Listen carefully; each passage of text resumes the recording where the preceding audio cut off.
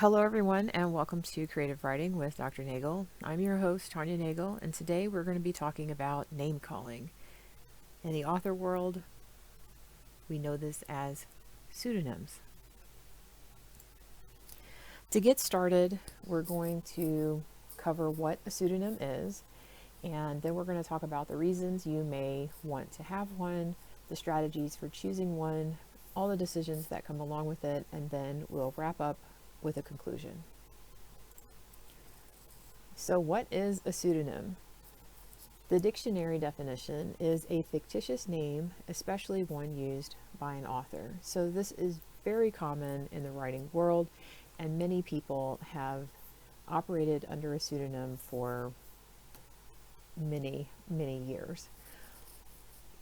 You may also hear this called a pen name, an alias, or if you want to get fancy, a nom de plume. What are some reasons people might want a pseudonym? Well, employers, family, friends, community, subject, and that's the subject that you're writing about. Your name has already been taken. Likability, genre confusion, and because you want to. So let's break that down a little bit more. So let's talk about employers. I began my writing career at the same time I was teaching in colleges and universities, and I did not want my adult students picking up my contemporary erotica because it would have been easily accessible for them to find. I didn't want them to confuse the Dr. Nagel standing in front of them teaching them, freshman, sophomore English or literature, and Kara North, which is my author name, and all of the smut-tastic things that I write. So to keep my employers and my students a little oblivious and to keep my work situation separate, I had a pseudonym. Family. In the same vein of keeping my students away from it, I have lots and lots of family, and their views range from the highly conservative to the extremely liberal, and they have lots of children. And of course, if they find out that I write a book, they're going to want to read it. So I had to keep that separate so that I didn't have people who were too young to be accessing my books looking for them. Friends, again, your friends may or may not be on board with whatever it is that you're writing. There's lots of weird misconceptions that people have if they don't read a genre, and it just keeps the questions at bay if you're not going to tell them that you're writing. It's something that you're doing personally, for yourself. The community, again, the wild accusations and confusion over someone who writes fiction versus the characters that are in the fiction. It's sometimes alarming, I'm going to be honest with you. But some people can't separate what you write from who you are. So I can't imagine what it must be like to be, Stephen King, for example, when it comes to those people who can't separate what he writes and who he is. The subject, which is again where we come right in, and what I just mentioned about New York Times bestselling author Stephen King many times over, is the subject. So if you are writing something that the majority of the people that you are friends with, share community projects with, had babysitting each other's children or whatever, if those people are not likely to be okay with you writing horror or murder mystery or erotica or romance or just whatever, then the subject could be the reason why you need a pen name, again, to keep your author self and your actual self a little bit separate. And then there's the case that your name might already be taken. Now, for Tanya Nagel, there is another Tanya Nagel out there that's a writer, and I had the privilege of meeting her in a group as Kara North, which is interesting because there is a Kara North out there who is an educational designer. And what's funny about this is that I chose Kara North because I lived in North Carolina, and I'll get into that later. And it would be easy to remember. And my day job is as an instructional designer. So it's kind of funny that someone out there named Tanya Nagel ended up writing romance, and someone out there as Kara North is an instructional designer, where in my life that is the exact opposite. Tanya Nagel is an instructional designer, and I write fiction as Kara North. So your name may be taken, and you might have to switch it up if you have a common name. That happens sometimes. Likability. Maybe your parents weren't that kind when naming you. I don't know how else to say that, but you know, if you have a name that's going to be difficult, I'm not saying that you shouldn't use it, but is it going to be a name that's likable? If you don't like your name, then chances are your readers aren't going to follow it either. Genre confusion. Maybe you pick names because you have different genres that you write in, and I will definitely get into that because I have several pen names at this point. I started with one and now I have 3. And then, there's the simple fact that because you want to, it's not an obligation to use a pseudonym, and you can certainly not use a pseudonym, but maybe you want to, and that is totally fine because authors have been doing that since the beginning of publishing. So let's look at some strategies. If you've decided I'm going to use a pen name, you would be in good company. So Samuel Clemens is the real name for Mark Twain. Agatha Christie is Mary Westmacott. True story. Stanley Lieber, that's Stan Lee. Joanne Rowling, J.K. Rowling. Chloe Ardelia Wolford is the amazing Toni Morrison.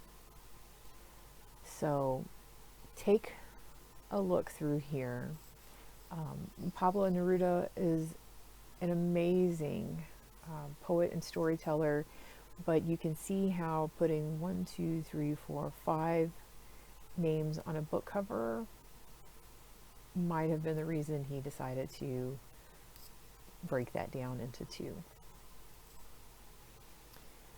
Alice Sheldon writes as James Tiptree, and sometimes when you are writing in specific genres, there are men who write under women's names because, or what would be perceived as a woman's name, because it's romance and those things, and that's becoming less and less of a thing, right? Like it's becoming a lot easier for men to just write romance because they have a passion for writing romance, just as it is getting a lot easier for women to write in, say, science fiction and fantasy because they enjoy writing in science fiction and fantasy and not having to use a gender tipping name. But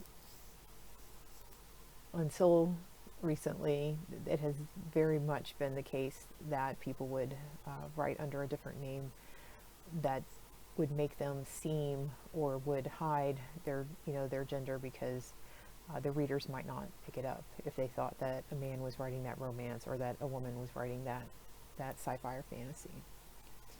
And then there is Anne Rice. Again, we've got a 4-name, Howard Allen Francis O'Brien. Look it up. She was named after a relative, so yeah, that became Anne Rice. And then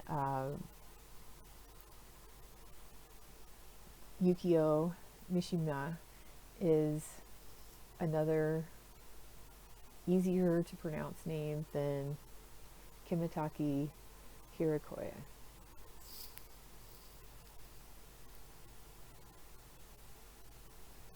So, thinking about all of these authors who are critically acclaimed, what kind of pen name can you come up with, and how do you even come up with that?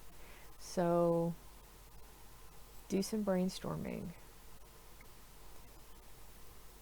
Start looking all around. Write down names of things that you like, companies that you like. There's nothing wrong. Maybe if you're going to write young adult and you remember when you were a kid and maybe a product that you used all the time and you like that name, so maybe that's going to be, your name.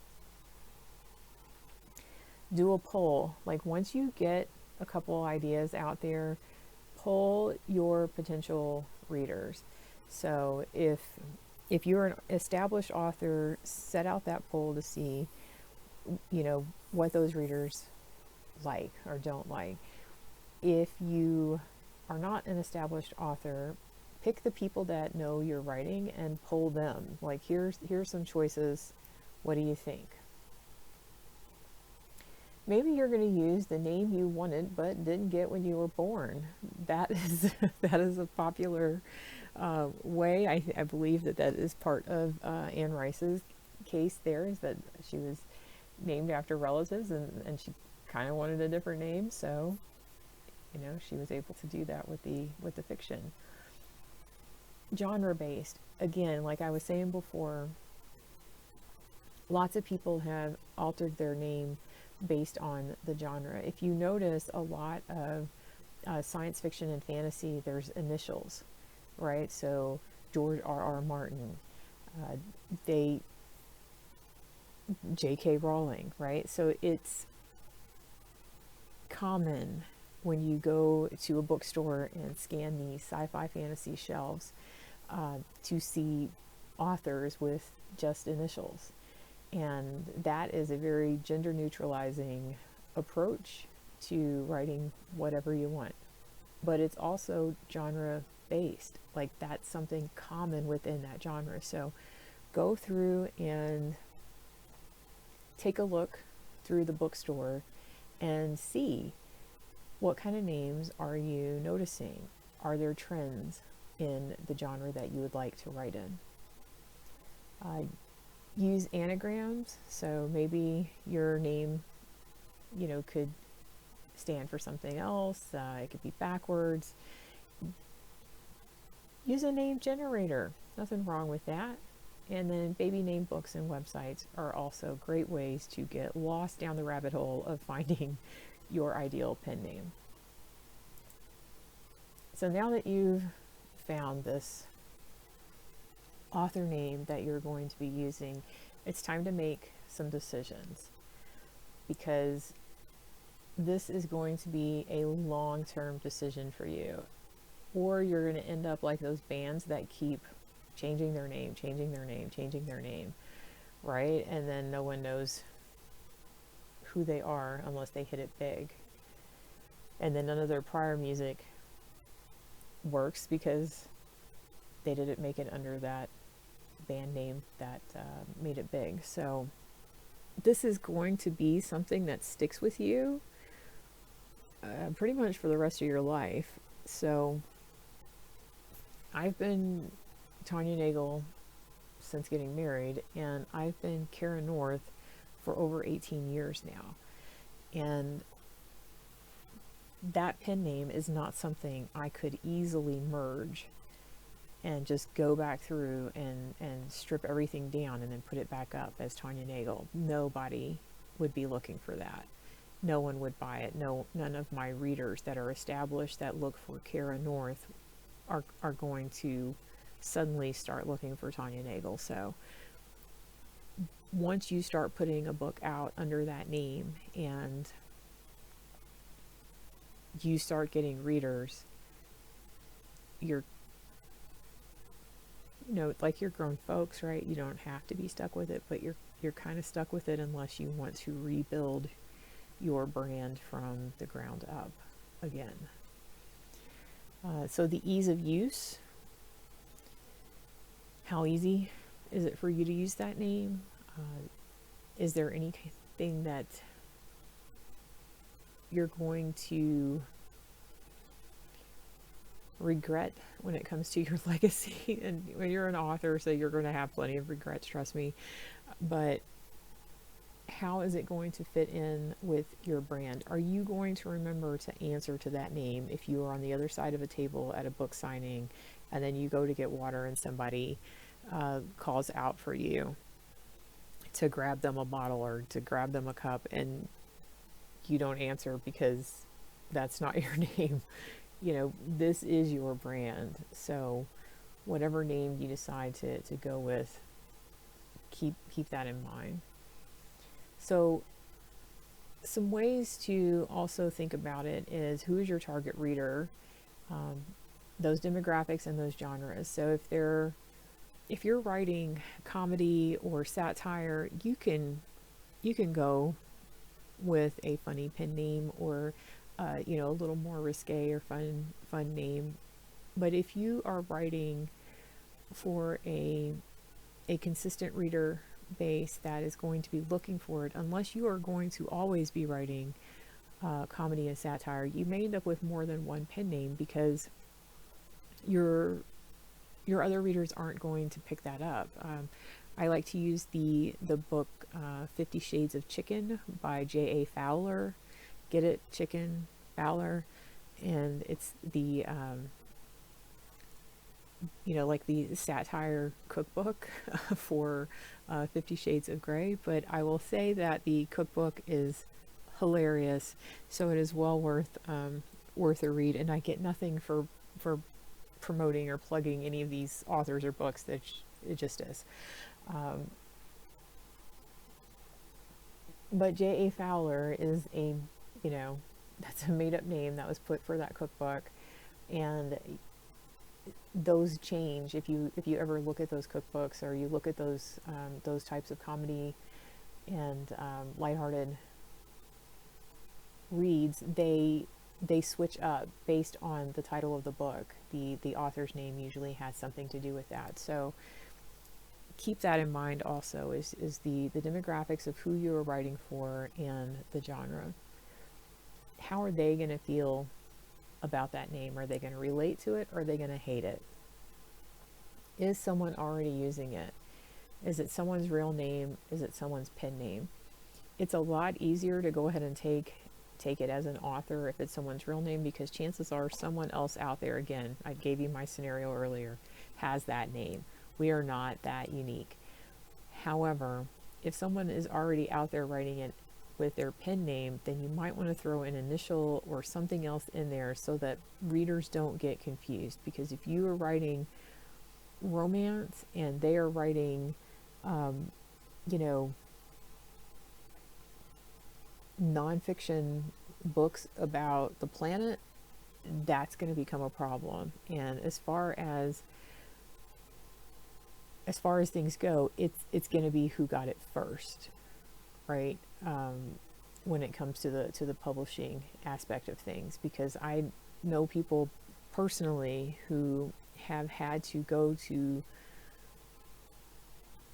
war, essentially, like legal war, and they lost, even though it was their real name that they were using, and then someone else took their real name and started also publishing under it with just an initial difference. And they essentially said, no, you can't, you don't have copyright over a name. So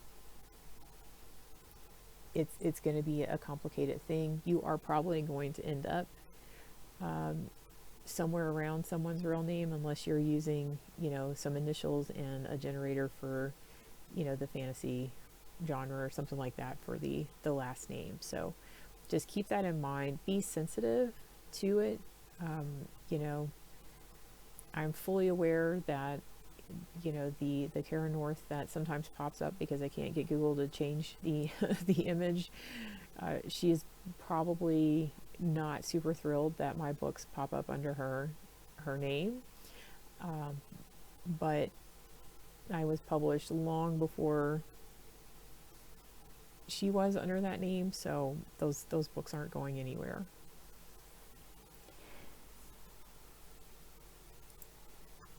So now what? You've got your name. Using that new name is more than just putting it on a book cover. You have to be able to identify by that name. If you're going to get out there into the community, if you're going to put yourself up on social media, if you are going to go to book signings and other events, you are going to be living by that name. Because I now have 3 pseudonyms, I have Kara North, September North, and Echo North, I have a logo for all 3 of them. It's a small, you know, initial type logo. They sort of go in line, you know, as a theme themselves, and all 3 of them are on a banner in order for people to know at a book signing. You're looking for adult romance 18 and over, that goes under the Kara North banner. If you're looking for young adult for mature readers, you know, 16 and over, you're looking at September North. If you're looking for non-romantic fiction in the fantasy and sci-fi genre, that is under Echo North. And then if you're looking for nonfiction, that's under me, Tanya Nagel. So I often will wear a shirt that has my logos on it when I'm at an event for a signing. I definitely make sure that I have signage so that people can find the right version of me, because obviously I'm only one person. So unless I am going to a specific convention or a specific book signing that is only for that genre. So if I went to a young adult book signing, then I wouldn't bring Kara North and I wouldn't bring Echo North. I would just bring September North. And then I would only have to be September North at that event. So think about what it is now that you have it and what you're going to do with it, because it is way more than just putting your name on a book cover. And so in review, what is a pseudonym? It is the name that is not your own or some variation of your own that you've chosen to use for your writing persona and personality. There are several reasons why you can use one, why you may choose to use one. Your reasons are your own. Whether you use one or you don't, you owe no justification to anyone except for the IRS if you're in America, because they are going to want to know that is your where you're getting some taxable income, because it is essentially your job. It becomes your business name.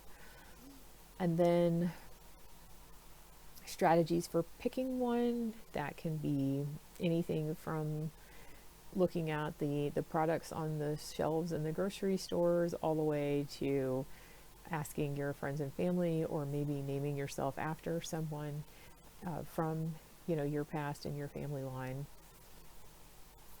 And then once you've made those decisions, check out what it's like to set up a small business, because even though it's a person's name, it is essentially becoming your brand name. And along with becoming a writer, you are becoming a small business owner. As soon as you hit publish and you start earning income on that work, you start becoming subject to tax laws. So regardless of where you are or what name you put on the book, in order for you to get paid, they're going to need all your real banking information, and that's where they're going to send the taxable documents to. So that is a complete other show that we'll talk about in the future, but things to think about and know when it comes to those decisions that you're making. You can find more on creativewritingwithdrnagel.com. I am in the process of making that website better and providing more, but I'm doing it myself, so bear with me. You can also join me in the Creative Writing with Dr. Nagel Facebook group and listen to the podcast, and obviously you can come back for lots of author interviews and more tips for writing here on the YouTube channel. Thank you and have a great day.